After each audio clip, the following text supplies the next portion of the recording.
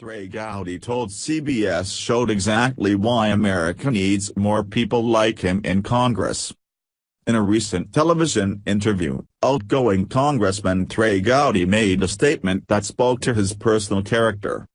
Speaking with CBS Face the Nation for an interview that aired Sunday, Gowdy, who shocked the public when he announced he would not be seeking re-election this year, explained why he is leaving Congress and returning to his previous career. "I enjoy the justice system more, I enjoy being fair, I enjoy the pursuit of fairness as a virtue, and I'm just more comfortable in that system," Gowdy, a former prosecutor, replied when asked why he is choosing to leave Capitol Hill. In a prepared statement, Gowdy revealed last month that he would not be seeking re-election in South Carolina's 4th Congressional District, where he has served as a U.S. representative since 2011. Prior to joining Congress, he led a storied career in the legal field. Gowdy had been appointed as an assistant United States attorney in 1994 and won the election for 7th Circuit solicitor in 2000. He was also very successful in private practice. The Republican lawmaker is aching to go back to the courtroom. "My wife hates it when I say this, but I was a pretty good prosecutor, I think. But I've been a pretty lousy politician. So, I've done it for 7 years. I'm really grateful for the opportunity to do it, but it's time for me to, whatever time I've got left, I want to spend it in the justice system because that's where my heart is," he said. When asked by host Margaret Brennan what he means when he describes himself as a lousy politician, Gowdy gave an answer that appeared truly heartfelt.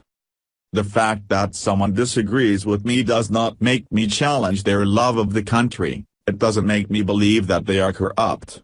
I've got a lot of friends on the other side of the aisle. We disagree on this issue, but I don't question their love for the country, and I don't think the end justifies the means," he explained. "And in politics too often, winning is the only thing that matters. Look, every hero I have has lost. Every one of them. So losing is not the worst thing in the world. Not knowing what you believe and not caring enough about it to fight for it, that's the worst thing in the world." While his retirement announcement came as a shock to many outside of Washington, D.C., those who personally know Gowdy say they aren't surprised. Tired of the gridlock in Congress and longing for a return to the courtroom, he had long told colleagues he wished to leave.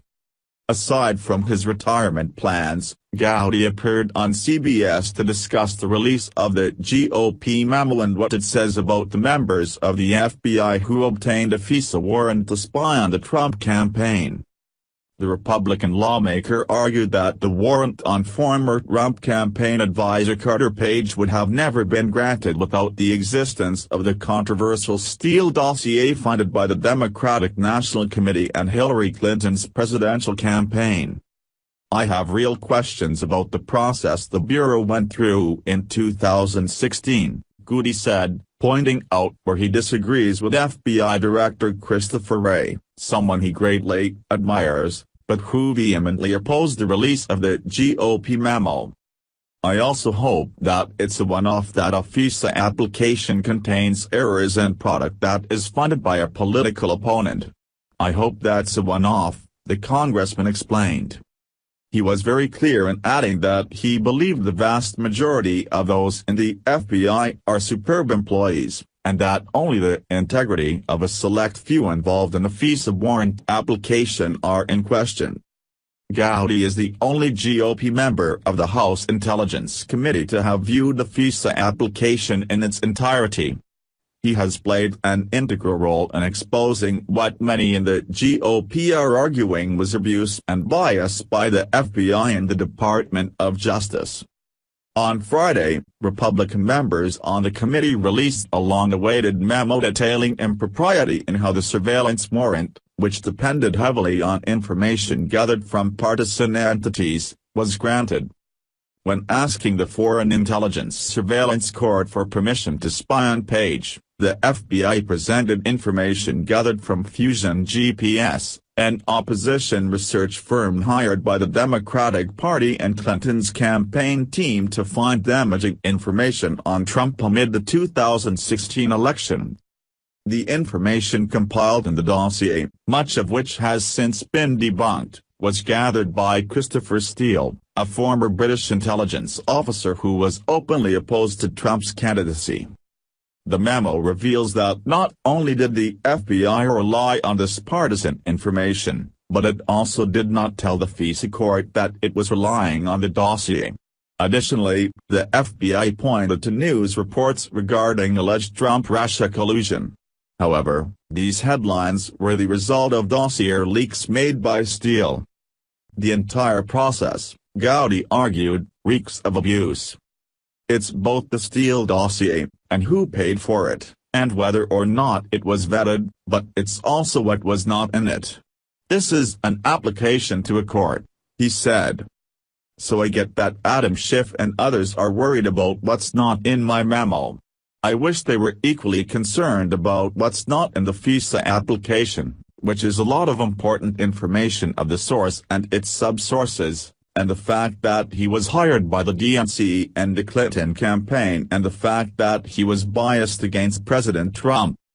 When asked by Brennan if the warrant would have been authorized if not for the dossier, Gowdy answered no, it would not have been. However, Brennan pushed back on this answer, pointing out that the warrant was authorized 4 times by separate judges. The Republican congressman had a concise response to this much-used Democrat talking point. The information was in there all 4 times. The judge doesn't do independent research, so it's up to the Department of Justice to tell the judge. By the way, we have learned that Chris Steele told Bruce Orr that he would do anything to keep President Trump from winning.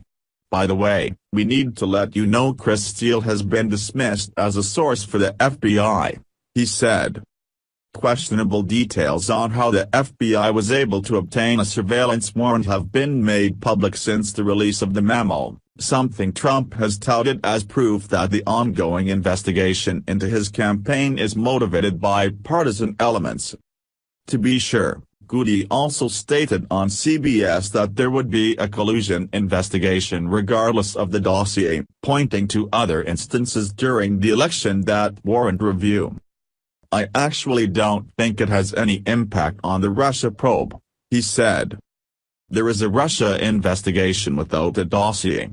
So to the extent that the memo deals with dossier and FISA process, the dossier has nothing to do with the meeting at Trump Tower, the dossier has nothing to do with an email sent by Cambridge Analytica, the dossier really has nothing to do with George Papadopoulos' meeting in Great Britain. What do you think? Scroll down to comment below.